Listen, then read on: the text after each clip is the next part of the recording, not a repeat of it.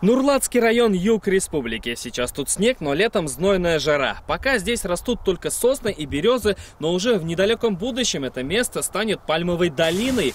Так Татарстан начнет поставлять на всю страну собственные бананы, кокосы, финики и, конечно, пальмовое масло. И все это на зарубежные инвестиции. Правда, имя инвестора пока не называется. Рынок перспективный, а потому и конкуренция. Я бы не хотела называть название компаний, потому что есть такой термин, как инвестиционный шпионаж. Наши коллеги не спят, они тоже следят за нашими успехами, и инвесторы могут вовремя переманить. Здесь сейчас, вот как вы видите, мы здесь выращиваем традиционную зелень для наших широт. Это лук, укроп, петрушка. Но рядом с этой зеленью могут появиться и пальмы. В этом хозяйстве 4,5 гектара. Здесь уже готовятся предоставить площади для тестовых посадок. Температурный режим поддерживается круглогодично. Единственная проблема – не хватает высоты.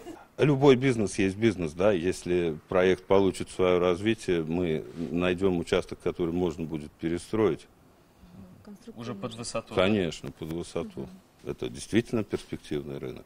Помогают пальмовые экзотики стать реальностью пока в Казанском зооботсаде. Как поливать, куда направлять свет и что добавлять в почву, местные специалисты будут консультировать аграриев. У нас много различных пальм, тропические, субтропические.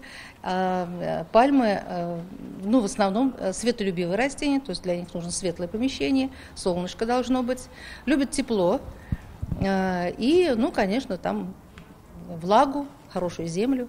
Средняя температура должна быть 16-20 градусов. Именно поэтому выбрали Нурлаты. Это и импортозамещение, и рабочие места, и инвестиции в экономику. Пальмы в Татарстане – это, конечно, экзотика. Если они смогут вырасти в городе, то было бы, наверное, замечательно, красиво. Ой, я вообще очень даже не против. Хотел бы, чтобы в Казани выращивали пальмы. Завезут крупномеры, приживаться они будут 2 года. Еще через столько же должны плодоносить. Татарстанские пальмы должны загрузить мощности Казанского маслоэкстракционного завода. При благоприятных условиях республика через 4 года закроет свои потребности в высококачественном пальмовом масле для пищевой промышленности. Салават Ухмадуллин, Марат Зайдуллин, ТНВ, Нурлатский район, Казань.